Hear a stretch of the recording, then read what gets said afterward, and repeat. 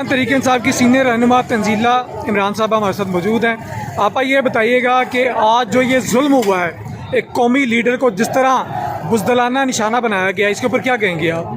सबसे पहले तो इस चीज़ पे गौर किया जाए कि कौन लोग थे जो बार बार ये बात करते थे कि मार्च खूनी मार्च होगा। हमारे मार्च के दौरान तो खुदा न खास्ता गोली चलना तो दूर की बात, एक गमला भी नहीं टूटा, एक पत्ता भी नहीं गिरा। तो ये किन लोगों ने इसको खूनी मार्च बनाने की कोशिश की है? उसके बाद मैं उन लोगों के बारे में जानना चाहती हूँ जिन्होंने असल मुजरिम छुपाया हुआ है। गोली ऊपर से छत के ऊपर से चलाई गई है और नीचे से एक आदमी को खाली पिस्तौल के साथ जिसको पकड़ा गया है, और उसके बाद जिस आदमी का एतराफ़ी बयान दिलवा के फटाफट वीडियो चलाई गई है। ये कौन लोग हैं जिन्होंने उसका एतराफ़ी बयान 1 मिनट में लेकर और उसको मीडिया पे भी चला दिया? पुलिस को तफ्तीश की भी जहमत नहीं हुई। और ये कौन लोग हैं जिन्होंने फटाफट ट्वीट कर दिया उसका घर, नाम, पता, एड्रेस, ताकि असल मुजरिम को छुपाया जा सके?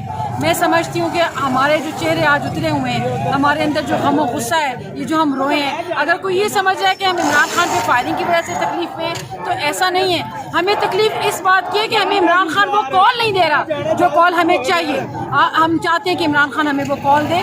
उसने अस्पताल में एंटर होते हुए भी ये कहा कि काम डाउन रहें, पुरसुकून रहें, पुरतशद्दुद नहीं होना। लेकिन मैं चाहती हूँ कि इमरान खान हमें एक दफ़ा इजाज़त दे दे ताकि हम इनको इनके घरों से निकाल के बाहर सड़कों पे ला के घसीटें, और फिर इनके ऊपर जो फायरिंग हो और जो इनके ऊपर लोगों का मॉब इनके ऊपर हमला करे तो हम जाली मुलजिम सामने पेश करके कहें कि इसने असल में ये सब कुछ किया है, हम बेकसूर हैं। जी, थैंक यू सो मच।